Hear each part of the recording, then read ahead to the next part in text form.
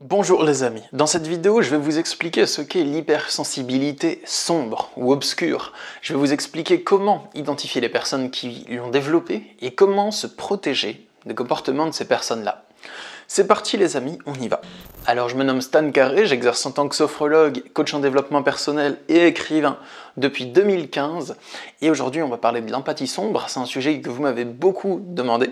J'ai fait une vidéo récemment sur qu'est-ce que l'hypersensibilité sombre et je vous ai demandé si vous souhaitez une vidéo également sur l'empathie sombre et vous m'avez dit oui avec de très nombreux commentaires, donc c'est parti pour cette vidéo.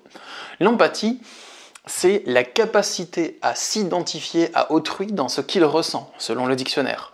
C'est également votre capacité donc de percevoir l'état cognitif et émotionnel dans lequel se trouve votre interlocuteur. Donc c'est votre faculté de pouvoir ressentir ce que l'autre ressent, sans pour autant avoir à faire d'analyse et de déduction. Vous le percevez, c'est intuitif, c'est là, c'est naturel.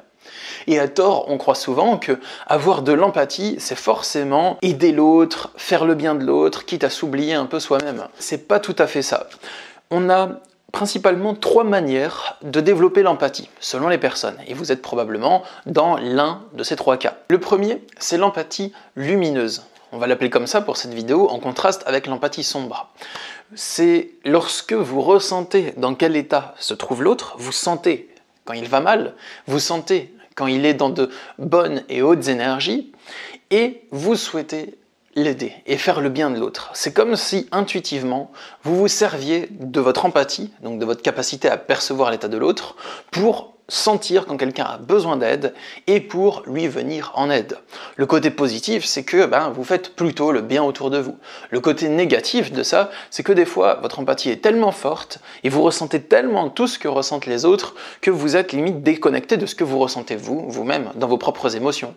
Et vous êtes tellement tourné et porté vers l'autre que vous en oubliez de vous tourner vers vos propres besoins et de les combler.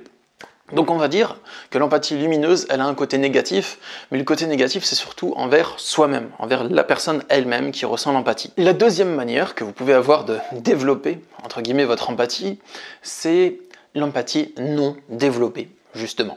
L'empathie non développée, ça veut dire que vous avez beaucoup de mal à percevoir dans quel état se trouvent les autres personnes. Vous êtes obligé de faire des déductions et des analyses et de réfléchir à ça pour pouvoir le comprendre. Mais intuitivement, vous ne sentez pas quand quelqu'un est gêné, quand quelqu'un va mal, quand il ne faut pas parler dans certains sujets. Et ça va être présent principalement chez 2 catégories de personnes. Premièrement, c'est présent chez certaines particularités psychologiques, comme chez des personnes qui développent certaines formes d'autisme. Après, c'est vraiment au cas par cas, hein, c'est pas genre chez tous les autistes. Au contraire, chez d'autres personnes, l'empathie est tellement développée, et vous ressentez tellement tout ce que les autres ressentent que certaines personnes se sont comme un peu coupées de leur empathie par mécanisme de protection. Donc c'est un sujet qui est complexe, un sujet qui est vaste et on pourra en parler pendant des heures et du coup je n'en parle pas à la légère dans cette vidéo. Mais je souhaitais simplement effleurer le sujet. Et bien sûr, il y a des personnes autistes qui ont une empathie qui est surdéveloppée. Donc voilà, c'est vraiment au cas par cas. Et l'empathie non développée, ça ne veut pas dire que vous êtes des personnes qui font du mal aux autres. Ça veut dire juste que vous avez de la difficulté à ressentir comment les autres se sentent. Et il y a plein de personnes qui sont déconnectées de leur empathie, ou peut-être même certaines personnes qui ont une forme d'autisme, qui sont de très belles personnes, et qui font le bien autour d'elles, qui sont gentilles, qui sont appréciées de tout le monde, mais elles ressentent juste pas ce que les autres ressentent. Donc c'est pas forcément parce que vous n'avez pas une empathie développée que vous êtes condamné à faire des méchancetés sans vergogne autour de vous. Et troisièmement, nous avons le côté sombre, ou le côté obscur de l'empathie. C'est l'empathie qui est utilisée par les personnes qui cherchent à manipuler et à savoir ce qui vous touche, ce qui vous fait mal, là où appuyer, pour vous manipuler en fait, et pour obtenir des choses de vous.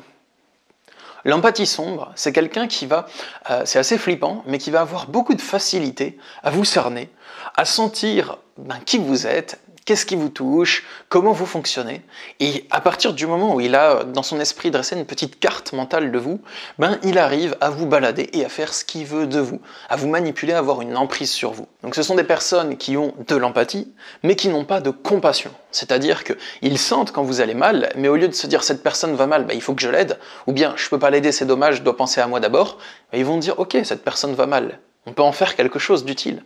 Donc ils ont de l'empathie, mais ils n'ont pas la compassion, l'élan d'aide et l'élan de bienveillance qui va souvent derrière. Donc ok les amis, je comprends que ça puisse faire peur dit comme ça, et que ça a l'air d'un truc vraiment gros et vraiment balèze, mais après s'en protéger n'est pas si difficile que ça. Ça peut faire mal seulement si vous vous laissez totalement avoir. Mais si vous savez comment vous en protéger, ben ça vous touchera pas beaucoup.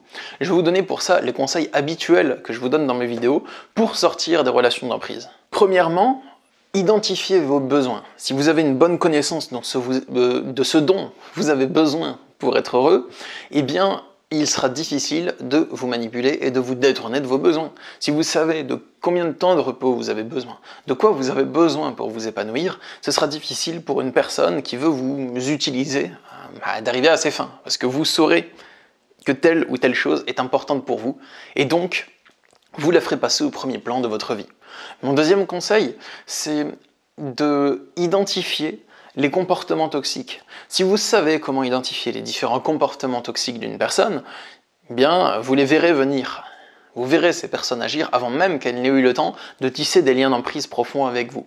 Troisièmement, apprendre à poser ses limites, apprendre à dire non, à mettre des stops, à vous affirmer auprès des autres. Si vous souhaitez une vidéo sur comment poser vos limites, vous me le dites dans les commentaires et j'en ferai une s'il y a beaucoup de personnes qui me le demandent. Donc dites-moi dans les coms les amis, si vous avez une vidéo où je vous explique des techniques qui sont très concrètes, que vous pouvez reproduire pour poser vos limites. Et si j'ai beaucoup de commentaires qui me le demandent, je ferai la vidéo. Et voilà tout ce que je souhaitais vous dire sur l'empathie sombre. J'espère que cette vidéo vous a plu. Vous pouvez aussi me le dire dans les coms si ça vous a plu. Et si c'est le cas, eh bien abonnez-vous à ma chaîne YouTube pour être tenu au courant de mes prochaines vidéos avec la petite cloche. Vous pouvez aussi me consulter pour des consultations justement de coaching en développement personnel. Je consulte par Skype, téléphone ou Messenger et mon but c'est de vous aider justement à dépasser des situations de blocage ou à traverser une période difficile ou une période de transition dans votre vie, à sortir d'une problématique dans laquelle vous avez l'impression de stagner ou d'avoir besoin d'aide. Voilà, il y a le lien dans la description, je présente mes consultations. Je vous souhaite une belle journée, force à vous, prenez soin de vous et à bientôt.